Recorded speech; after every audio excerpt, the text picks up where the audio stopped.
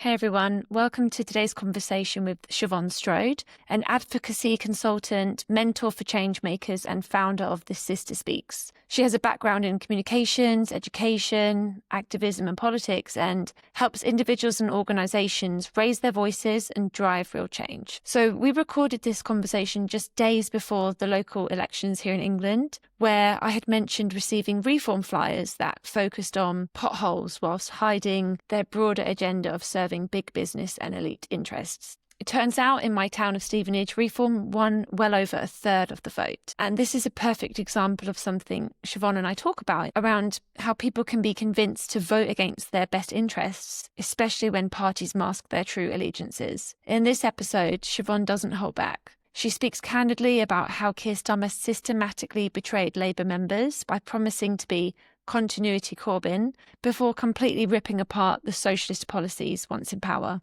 We discuss how our government, funded by corporate interests and groups like Labour Friends of Israel, continues to support the genocide in Palestine. But this isn't just political critique. Siobhan offers practical resistance, from boycotting companies that fund genocide, for example with the No Thanks app, to building local community. She really helps to show how we can create collective power, even when electoral politics feel rigged against us. This is an uncompromising conversation about power, complicity and resistance, but ultimately about the hope that we can find when we come together. I hope you enjoy.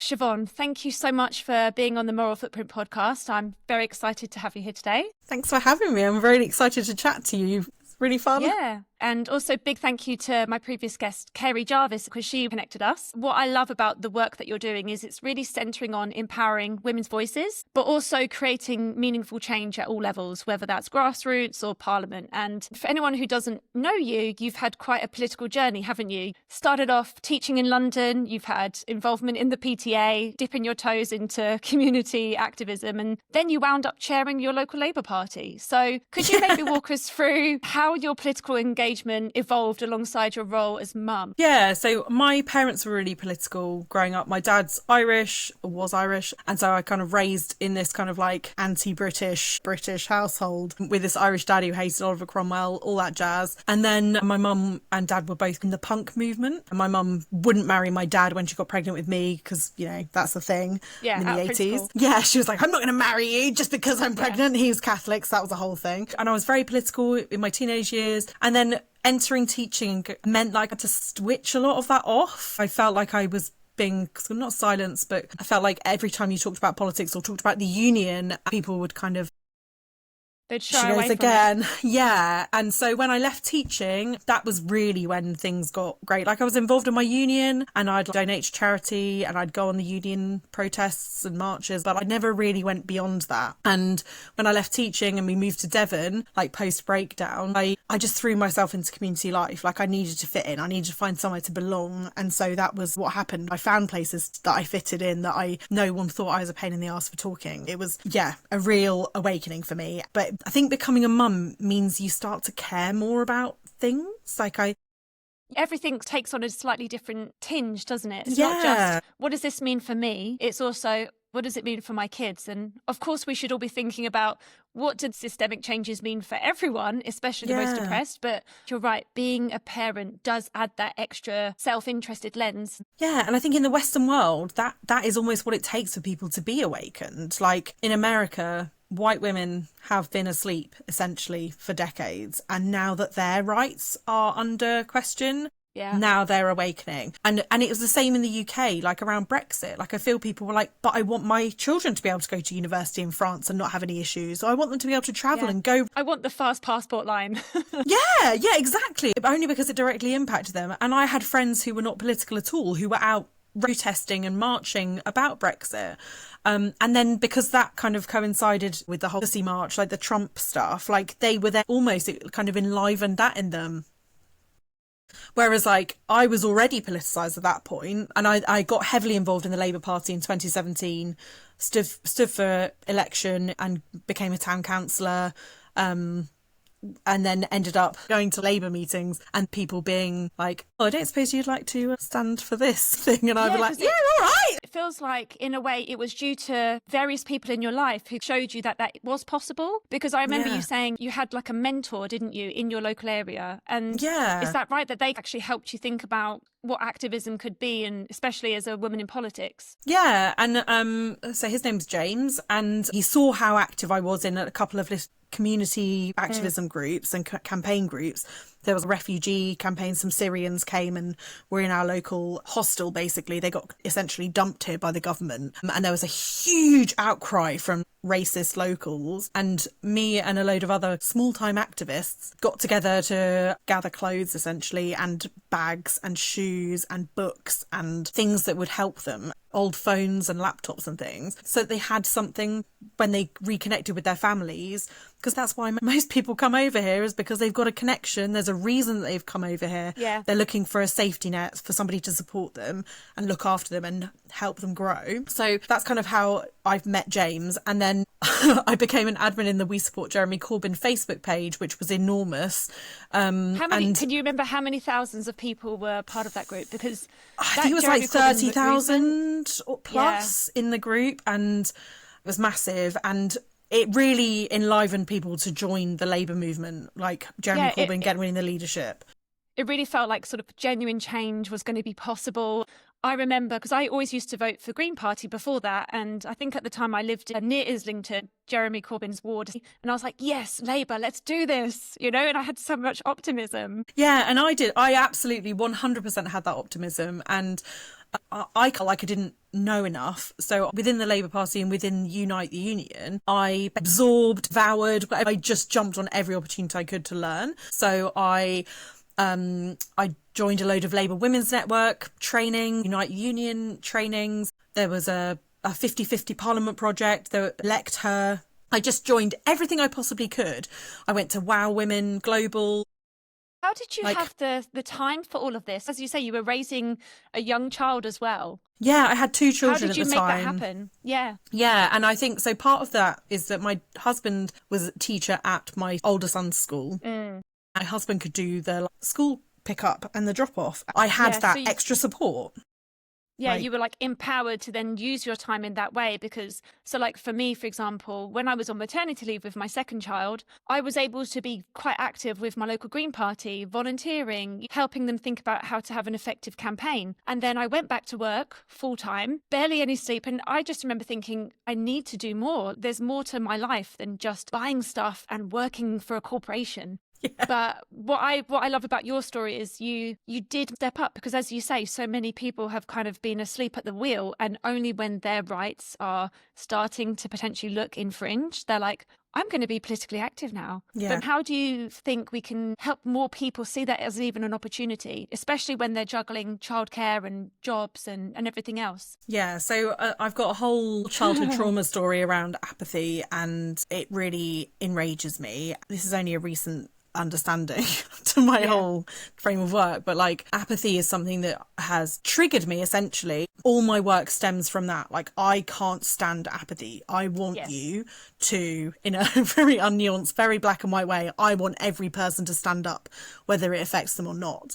I can be very blasé about stuff, and occasionally I forget that I have huge privilege around the fact that it's very unlikely that someone's going to harm me because I'm a white cis het woman. I'm 5'9", so I'm quite a threatening presence for men. I'm not 5'3", so men don't tend to say things to me, especially if I'm wearing a pair of heels. That's a physical privilege that I have. I also played rugby, so I'm quite scary. I don't. This is virtual. You're dead to me, Jenny. No, but do you know what I mean? So I have all this privilege around, it's okay for me to do all these things and stand up, but sometimes things are scary for me.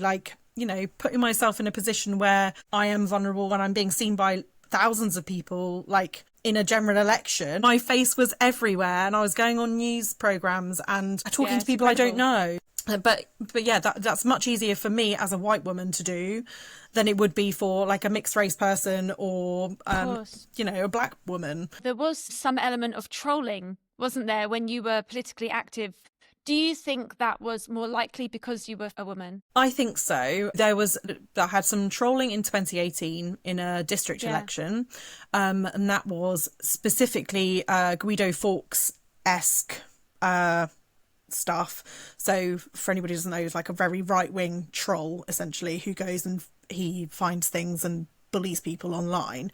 But particularly around the Corbynite kind of movement, there was a lot of stuff there where they would find a candidate and they would trawl their social media to try and find something that was vaguely, potentially harmful. So like if you shared some sort of artwork from any sort of artist that's vaguely political, they'd be like, this is anti-Semitic, or you're racist. They're just trying you down because you're showing that you are getting traction in the political sphere. There was some stuff in 2018 around a candidate that I was standing with. So there were two of us standing for district council, and she got trolled, and that then impacted me because they were tagging me in the posts. It wasn't particularly harmful because I was like, well, I've done nothing wrong and I stand by Diane, it's fine. But then in 2019 for the general election, I had a lot more severe trolling. I had a couple of death threats, and it was only on Facebook. You know, there's no one sending me like fancy letters through the post with cut out. There's nothing like, you know, nothing clever about it. It's a lazy type of trolling. Yeah, exactly. And there was no, There's no Brit stick involved. Yeah, and Joe Cox had obviously been murdered a couple of years before, and they brought in a new thing where you don't have to put your address on the electoral stuff, which is new because before you had to put your address on there. I don't feel threatened because I live in the middle of nowhere. If someone's going to come to my house, they're going to be hovering outside and I'm going to know they're there. Yeah. But you remained defiant, didn't you? You were like, no, this is what I believe in. This is what I stand for. Going back to your point that so many people are sort of scared to say, this is what I stand for. It's quite confronting, isn't it? Yeah. I know myself, I'm guilty of this in very many examples, but I think part of my podcast is also trying to push myself a bit and say, let's talk about these topics that actually matter. We talked about Joe Cox, and am I right in saying you were part of some sort of, was it the Joe Cox mentorship Women in Leadership program? Yeah, Women in Leadership. Part of her legacy, and her sister and her husband and the Labour Women's Network came up with this idea of a programme to mentor women into leadership positions within the Labour Party. So women from all sorts of different backgrounds. And I think we were the second cohort. It was quite a full-on programme. I did a few different trainings with the Labour Women's Network, but this was a 6-month programme and received quite rigorous training and learning the inner workings of the party, how different positions work. Well, Labour Party is quite like red tape. There were lots of different things within that. So looking at how the NEC works, the appeals process. Can you remind me what what's the NEC's? It's the National Executive Committee for the Labour Party, so it's an internal thing. So it's the people who do the checks and balances, essentially, within the Labour Party. Load of crap. There's some really nasty people in there, and they whittled out people who are good. And there's still a couple of good people. Jess Barnard is still in there. But so we learned all this different stuff on the Joe Cox Women in Leadership programme, and I met some phenomenal people in there. Anna Rothery, who's the first black woman mayor in Liverpool. Like, a couple of them have gone on to be police and crime commissioners and MPs, running to be Unitarian mayors in their area, like lots of town councillors, district councillors, county councillors, London city councillors, Birmingham city councillors. Yeah. Controversial at the moment with the bins. I'm not so au fait on Birmingham bins.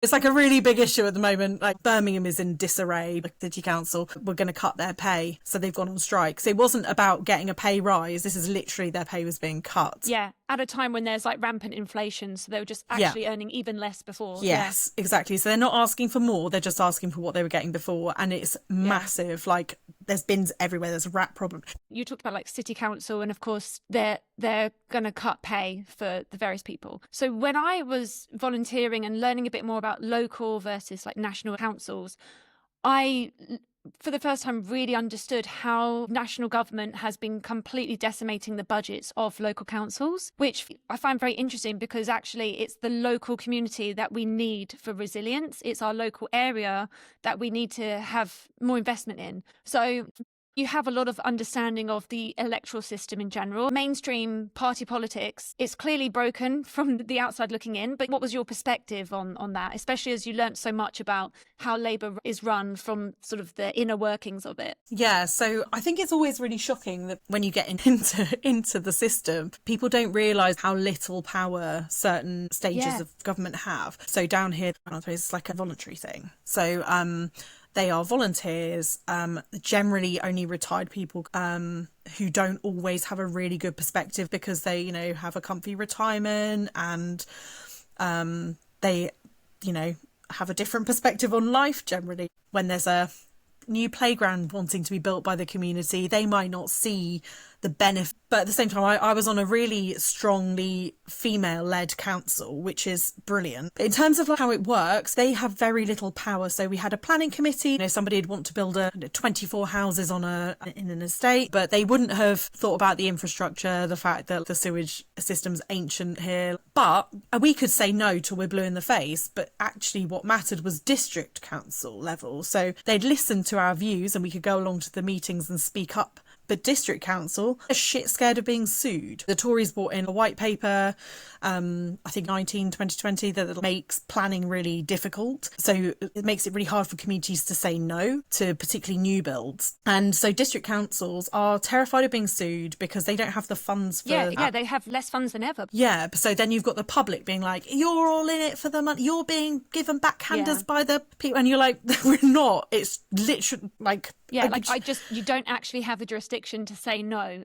Yeah, district councils and county councils used to have power to be able to build homes. That was removed during Thatcher's era. They're not able to build new council houses or social housing. Even if they had millions of pounds donated to them, they couldn't build. It could have been outsourced to private. Exactly. I didn't know that until I was involved, that the town councils don't really have any power. And then district councils oversee things like the playgrounds and the leisure and the bins. But then there's another layer, which is the county council. Yes. And not everywhere has the same system. Yeah. And another really confusing thing of like Bristol works differently to Devon. Exeter's a whole other thing because it's a city. Mm-hmm. Is it a big town? But whatever.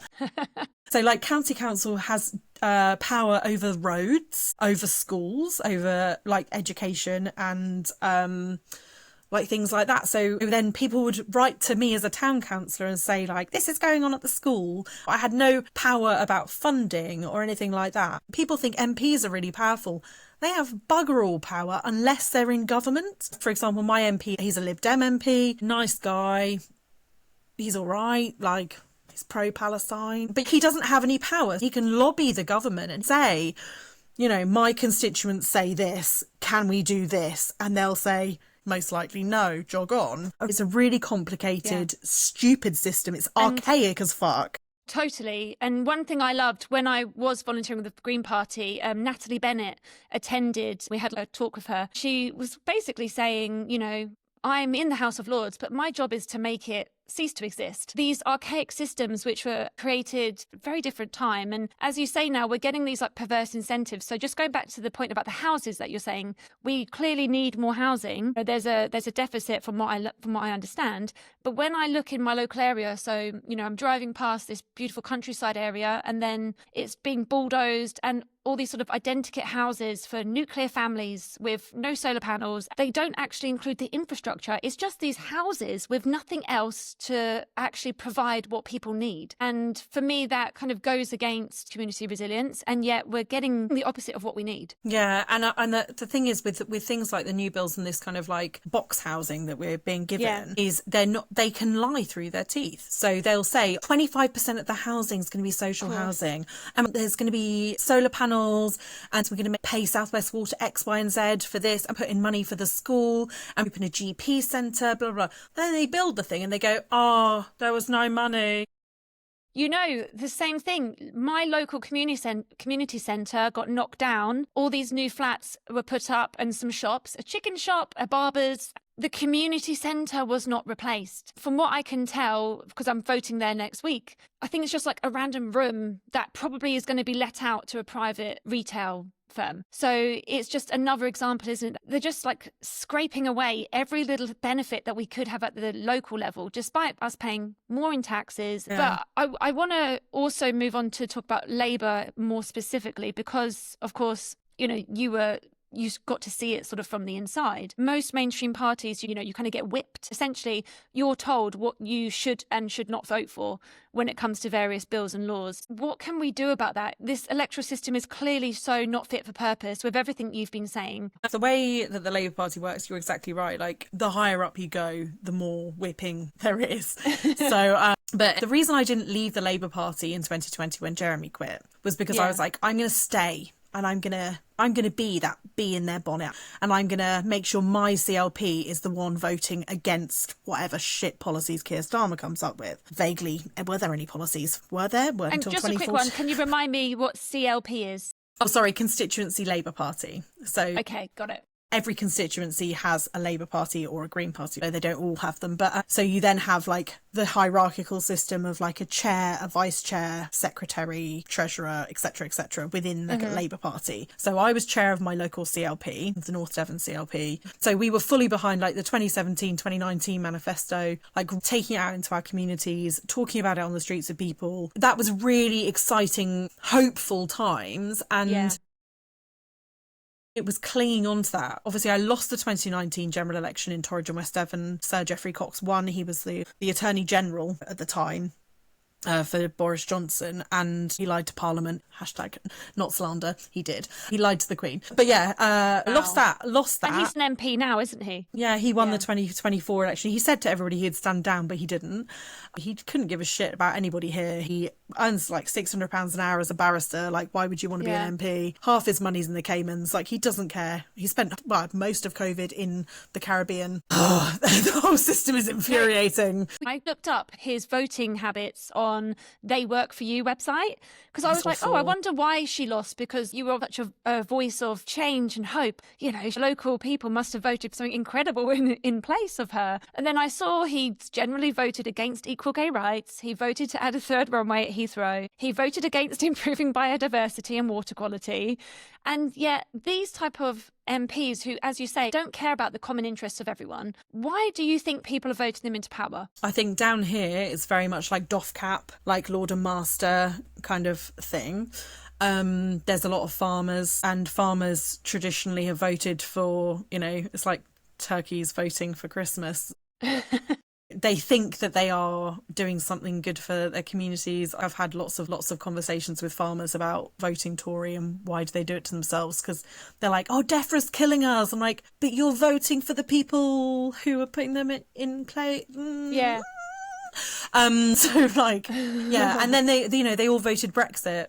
And yeah, I had a hustings in 2019, a specific NFU, National Farmers Union, about farming, and you just sat there watching them all nodding along to Geoffrey, and you're thinking, you're fucked. There's social factors that influence it. If it's what they identify with, it's almost like, I'm from that tribe, then that explains a lot of it. I've always thought that voting isn't about you. Yeah. That's how I've been brought up, is voting is about the people that need the most support, the most vulnerable in your society. You vote on their behalf. It's just like this innate social justice and anti-apathy rage that I feel. I don't know if it's that other people just are selfish or just don't care about other people. But I do think it's like a neoliberal thing, isn't it? That individualistic that's what I was going to say. I think outlook. In a way, that mentality is just a reflection of our doing what our culture tells us to do. To think about ourselves, our entire, let's say it for what it is. Capitalism, it doesn't need an acronym. It is about extracting from as many people and from nature as much as possible to accumulate wealth. That's what it is. So we talked about how people are voting or have voted Conservative historically, even though it's against their own interests sometimes. And where I live, so I live in Hertfordshire, I live near Stevenage. For the first time, I've had several reform flyers. So we're recording this a few days before the upcoming local elections. It's very interesting to me because the reform flyers, it doesn't say anything about their national policies. It's, we care about your local area. We're going to help you with your potholes. And there's something sinister about, they're trying to appeal to what people care about locally, but their manifesto is not about improving local lives, as far as I'm aware. Correct me if I'm wrong, people. Because we're recording this before the May the 1st election, what's your hunch? Because Tory have had a huge decimation at the past elections for the general election. And you also mentioned when we last spoke that you believe Keir Starmer, he kind of lied to get into power, and he's sort of lied his way through, and he's caused a lot of harm. How do you think these local elections are going to show various trends, given that the fact that Labour has seemingly let a lot of people down, but also given the rise of reform, which is essentially a lot of Tories just under a new umbrella? Yeah, it's going to be really interesting to see how it plays out, because obviously last summer there was the general election. A lot of people voted Labour because they were like, Keir Starmer's going to lead us. His policies are great. He's a socialist. Lol. But I saw him for what he was in 2020 when he stabbed all the Labour members in the back by being like, I'm going to be continuity Corbyn. We're going to have a socialist manifesto. And then he literally ripped the entire thing apart, and we had fuck all policies. It was all a play. It's a play to get into power, do you think? 100%. I met him in 2018 and he stabbed us in the back over Brexit. Yeah. I knew he was a liar from 2018. Really nasty piece of work. Backstabbed Corbyn, who is a really good MP. Like, he's one of the few politicians that you really feel like he does it because he cares. Yeah. And as you were saying before, like with Geoffrey Cox, he's got money in the Caymans. He doesn't care about the local area. There's something so crazy, isn't there, that the people who are actually making decisions that shape people's lives, they're not even impacted by those decisions because they have so much wealth. No, exactly. And I think that's where Jeremy's different. People talk about his £1 million house or whatever, but he's in a bog standard Islington house. He's not living in a mansion. Like, Geoffrey's probably in a gated, I've never gone down to Tavistock. It's full of, they go on hunts at the weekend. And it's quite quirky, but like, it's a rich area, and he's there in his little ivory tower, whatever. Last summer, everyone was like, oh wow, Labour are doing something different. Oh, I won't vote Green or Lib Dem. And it's strategic voting. I was reading yesterday about how Steve Coogan, who was a Labour Party member, was campaigning for the Lib Dem in his area because they were the ones who were most likely to win. But Labour, it was exciting. People who don't know who Keir Starmer is. I think it was just, also because the Tories, especially post-Brexit and post-COVID, it was so clear that their time was up. Yeah. And Liz Truss, like, crashing the economy. And I think, the same people who voted for Labour aren't the people who voted Labour in 2019 and 2017. So those people who wanted a radical change, they voted Green. So that's where we saw the Green numbers pick up. Yeah, we saw a huge number of new Green Party councillors in East Herts, near where I am. You're right, when they were door knocking locally, people were saying, I really do want to vote for you, Green, but I'm going to vote for Labour because I just want the Tories out. It's hilarious because in 2019, I was like, don't use the tactical voting. Vote with your heart. Stop looking at this crappy size, because it was so close between Lib Dem and Labour. Yeah, of course. Vote with your heart. Like, if you think I can make a difference, vote for me, kind of thing. And like, now I'm like, tactically vote, just fucking tactically vote. Our vote, in some ways, it matters so much, but it also matters so little because of the way that the big parties are running. Yeah. I just got this reminder that out of all the big parties, the Green Party is the only one not funded by big business or by billionaires. They're not getting as many seats because they don't have the money from big business. My point is that Labour is funded by big business. They got millions of pounds last year from big business. So in a way, Keir Starmer is doing what he is supposed to do as a career politician who's funded by these corporations. Yeah, 100%. Particularly the fact that he's funded heavily by Labour Friends of Israel and hundreds of thousands of pounds from Trevor Chin. If you Google David Lammy and Angela Rayner and Rachel Reeves, it's all the same. All that money is coming from certain people. And who fund genocide. He fund genocide. Obviously, the corporations and things. I remember when Zara Sultana first won her seat. This must have been 2017. And she did this video of the packages, the corporate packages she was sent from Amazon and from British Airways. She was like, no, thanks. I'll be sending these back because you can't buy me. Like, you know what I mean? Like, whereas, Rachel Reeves taking her kids to Taylor Swift concerts. They are bought. Taking his son to Arsenal. Yeah, they're all bought, and you don't give money for nothing. They're giving donations, they're giving funding because they want to lobby, and that's what's unethical. I got fuck all money from Labour for standing, because I was an unwinnable constituency. So Plymouth had all the funding for Luke Pollard to win. So when you think about Greens not getting any money, they're having to be really strategic and really careful where they are spending the tiny donations that they're getting. It's really difficult. Leaflets are expensive, social media campaigns are expensive and you're not even paying people. Everyone is a volunteer. If our government is basically funded by corporations, then are we even in a democracy? We can't say we are. I would say we're not in a democracy. It's a facade.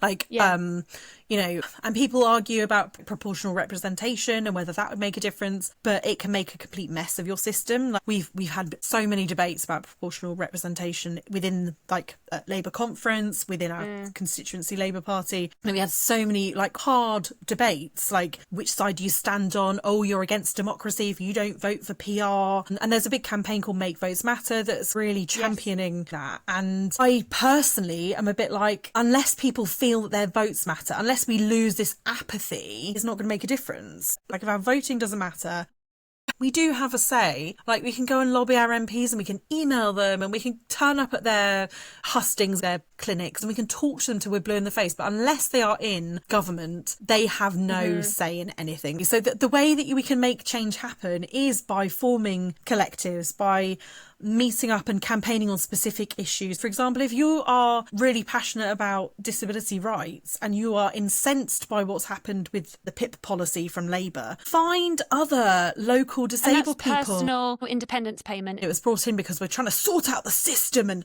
diminish fraud. There is no get fraud. All the people working. It is fucking hard to get PIP. But there's more fraud at the top of government. 100%. There's the people with the least power, and yet they're treating them as the issue. And I think that goes back to all the rhetoric around refugees are the issue. And, the people that are most oppressed become the scapegoat for everything. This has been the rhetoric for hundreds of years. So anybody who hasn't read The Ragged Trousered Philanthropists, go and read that book. I can never remember his name, but he wrote this book in pre-First World War. And it's exactly the same. Don't talk about that. Oh, you and your workers' rights, they don't matter. We just want to get this job done. He's talking about, workers' rights and having a decent home to live in and his children not dying from consumption. But the basics. MPs saying, I am a good person, I give to charity. And you're like, this is the same shit. They're not looking at the root cause at all. No, 100%. Yeah. And they don't care because they're not living it. They don't experience it. The majority of MPs are landlord. I'm saying that loosely. There's a high number of landlords.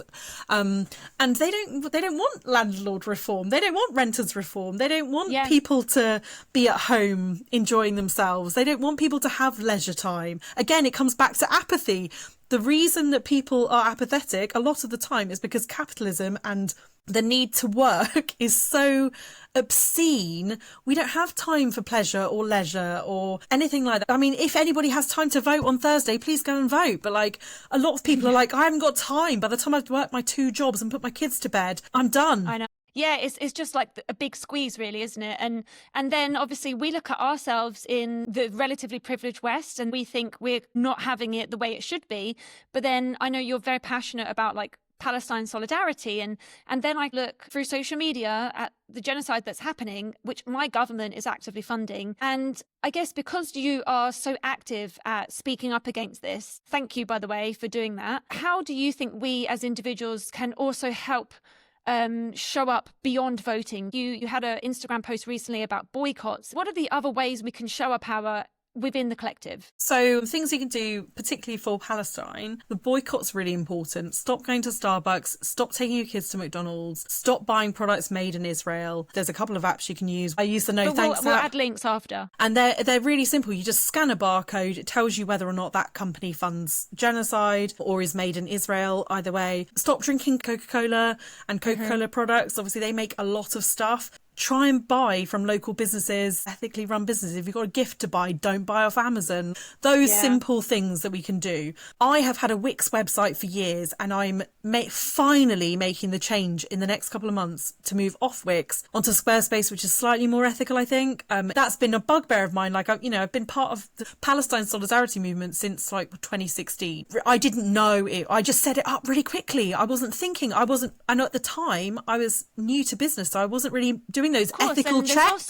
There is a burden as well on people who are self-employed, on business owners. You're one person trying to do everything. And I speak for myself. I've only been self-employed for, 9-10 months. You had a workshop recently about how your business should align with your values. It was really about why your values matter and how that should then shape your business. Yeah. How do you, beyond obviously checking suppliers and platforms that you're giving money to, how else do you embody your values of social justice and equity and just basic common decency? How else do you do that within your business? Cool, thank you. And one of the main things is that so obviously you mentioned social justice and equity, but intersectional feminism is a huge thread throughout my business, and part of my whole being is helping women, with an asterisk, all women, raise their voices. I talk about leading the change, but actually for me it's like telling your story and rocking the boat from kind of within, and that's doing it in a little ways. It doesn't have to be like standing for parliament or running a campaign, or it doesn't have to be marching on the streets. It's great if it is, but it doesn't have, it can be just in little ways. It could can be like the small things. Like sharing posts on social media and, going to your local Palestine film night, or, donating to the local PIP fund, or, whatever it is, or using your local library. That's a form of resistance. Like, there's all these different things you can be doing. So that's a thread that runs through mine, is like, I really am passionate about women feeling more confident in using their voices, telling their stories that they've been historically erased, because that makes a difference. Like, you might not think telling your story is making a difference, but it really is, because every time you tell your story, or you tell an element of your story, because we've got multiple stories within us, but every time you do it, someone else is going, oh my god, Jenny told her story today and it was really powerful. Do you know what, I'm going to tell mine? I feel like I could definitely be a lot more political activist in how I approach social media. So, for example, I barely use social media because I just feel so disincentivized by the platforms. At the same time, it's important to show up. And when I did finally do an Instagram post like a few weeks ago, I had lots of people DMing me like, thank you for being so brave about how honest you are around how difficult it is to be someone working full-time as a mum. And I'm thinking, that's not brave. Like, for me, I'm just saying it like it is. And there's so many other layers of being brave, which is what I think you're really embodying. And presumably with your program, This Sister Speaks, you're supporting others in showing up for themselves, but also for other people who are oppressed. Yeah, exactly that. So like, when I've run the program before, people have come from completely different backgrounds, completely different levels of understanding, learning, lived experience. So there's like, not everyone's coming to like set up a campaign. Some of them are coming to like just be more confident speaking about issues they care about, so that they learn that they're enough to then, I shared a testimonial yesterday from somebody who took part recently, and hers was about like, do you know what, if I hadn't done This Sister Speaks, I wouldn't have had the balls to basically message the people who put up this poster in my local area to get involved in something. Before, I would have just walked past that poster and gone, that's nice, not for me, because I'm not good enough to be involved in that. Like, I'll go to the film showing. Unlearning this idea of you have to know everything and be a perfectionist. Even like before this podcast, I was like, I'm not an expert in UK politics. That's the point, isn't it? That actually it's just about doing what you can with the limited knowledge you have, and also recognizing that historically it's often men who presume or come across like they know way more, but it's not always followed up with actual knowledge. We're more likely to question ourselves and 100%. Not be 100% sure if we're saying the right thing. Yeah, and that was something I learned, like, that was very explicit in all of the Labour Women's Network training that I did, was like, men will put themselves forward for these roles without even thinking whether or not they're qualified. Whereas you'll go, oh, I only meet one of the 17 criteria. Oh, I'm not good enough. Actually, the man who's applied doesn't have any of these things. Like, and he's like, fuck it. Why not? I'm great. # not all men. But I'm slightly obsessed, some might say, with making sure that women feel more confident doing those things. And some of that is systemic oppression. But like, there's ways that we can overcome that. One of the ways is like community and sisterhood. So being part of something, practicing things, learning how to like how you might phrase something if you were running a campaign, like what could my tagline be? You know, doing that in a kind of group setting where you can kind of try things out, ask questions, ask for help, because that's a huge thing for women. Yeah, and actually admit that you don't have all the answers, you know, and it kind of goes against what we're taught in a neoliberal society, that we are individual, we do it all ourselves, when actually, no, it's having that community. I use this co-working app called Groove, and I was chatting to another freelancer and he was like, are you part of any other communities? Like, do you have support? And I was like, do you know what? Not really. I'm not very active in a community space, but it feels like this Sister Speaks and programs in that vein is what we desperately need, isn't it, right now? Yeah, 100%. And I desperately seek community constantly. Yeah. So much so that I've created a lot of communities myself. So like I've run Shine, which was my group copywriting program back in the day. I ran that a few times, and that was to bring other people back together, because I used to get my clients would say to me, oh, I feel so alone writing my website. And I was like, come and join Shine and we'll write your website together. I don't do it anymore. But it's kind of the same thing with this Sister Speaks. And I run Body Doubling Club, which is like a really chill co-working thing on a Monday morning, Wednesday lunchtime, Friday lunchtime, which we come together, and it's a place where you can come and be like, this week's been really shit, can you just G me up a little bit? Or it's like just bringing your whole self, and not having to hide like elements of, you know, oh, everything's great, because you know when you go to networking things where you don't know anybody, you're like, I always come away with almost face ache because I'm like, hi like, but it is a process to actually learn to be that authentic, just honest self of, I'm not 100% ready to do this, I don't have all the facts, but I'm just going to try anyway. That's like a big learning that I've taken away from today's podcast. Beyond Sister Speaks, is there any other ways that people can either contact you or work with you in some form? I offer VIP days for mentoring, and I'm going through a bit of a process of working within organisations. So if you aren't a freelancer or self-employed and you work in an organisation and you're like, do you know what, we need Siobhan to come and do a talk. Find out your HR budget is or whatever, and I can come in and do a talk to motivate people to speak up more, to help with retention and kind of the bottom line within organisations. Or like if you want me on your podcast, if you just want to chat, I've got something coming that's going to be like a free community, hopefully, on the portal, Sally Burns thing. Collective. Yeah, so I'm hoping I'm part of Portal 2.0. There'll be a free space that we can come together in community. I'll run workshops in there for free, and hopefully I'll host this Sister Speaks there in the future. I seek community all the time, and I just think it's a really powerful way to sustain yourself. And, you know, if you want to be involved in activism and campaigning and politics, or just running your business, or just, you know, life, sisterhood with an S, not a C, is like very powerful. And it's powerful to be seen and heard. And like, I'm not a coach, I'm not a sister circle person, but like, come and seek me out and I will direct you to a circle that would work for you. It's such a powerful thing. Oh, Siobhan, thank you. And I would love to join one of your body doubling clubs, because especially with so many of us working from home by ourselves, just having other people who you can talk to and who kind of support you and cheer you on from the sidelines is super powerful. So yeah, when we air this episode, we will know who actually did well in the UK local elections. So let's see. Hopefully not reform, please. I will make sure if there's a link to your work on the portal, it would be great to have that as well. Thank you so much for having me, Jenny. Yeah, take care. Thank you.